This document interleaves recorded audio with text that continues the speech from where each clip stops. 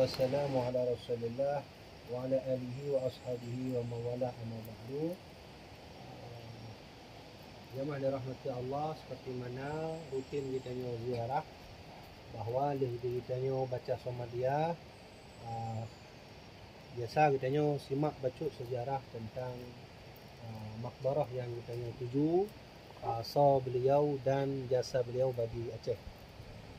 Memang karena kalinya lun baca-baca, lun minta referensi hana merompok tentang almarhum Abu Aluijo, ya lun tepu selepihnya Abu Aluijo adalah tiga ulama raya yang memperjuangkan agama Allah di daerah Lepung.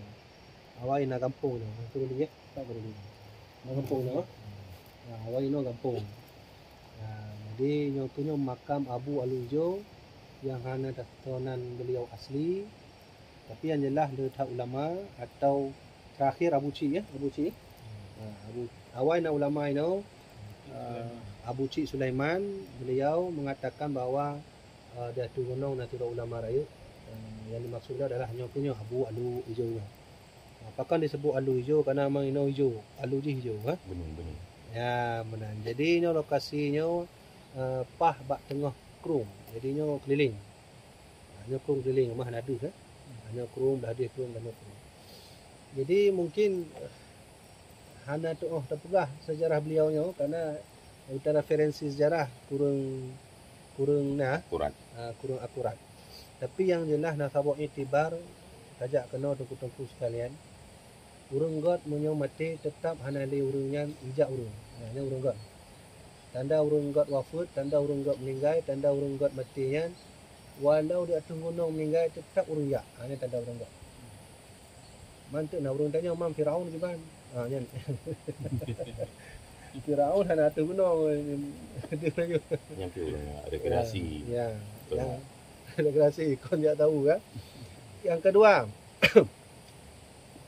biasa menyo di Aceh ulama-ulama menyo meninggal di atas gunung atau laut yang wali. Biasa je benar. Tapi menyo meninggal atas gunung atau ngangkrung yang ulama. Lun kain lun jarah kain benar lulang dia tu biasa menyo ulama meninggal di atas gunung tapi sampai laut yang wali Allah. Tapi menyo di atas gunung atau bak tengah hutan tapi nakrung yang biasa ulama. Benar benar. Dan sabtu iktibar yang ditanya cok dari ziarahnya adalah kalau nunggunya ulama adanya ala inna awliya Allah la khaufun alaihim wa lahum yahzanun. Menan Allah berfirman, ingatlah oleh Tuhan, para wali-wali Allah yang hana takut, hana bersedih, pak tinggal yang kena bumbu Allah. Hana takut, hana berjubu, hana takut, hana merompoknya, tetap tidak pernah bersedih, tidak pernah takut kepada siapapun, hanya kepada Allah. Yang punya contoh, tak takut nak tinggal ini kan terasing dah. Dia orang kadang-kadang menyawafut, dia berenak tentang keluarga. Nak salah mah. Tapi beliaunya adalah ulama raya dan memang benar.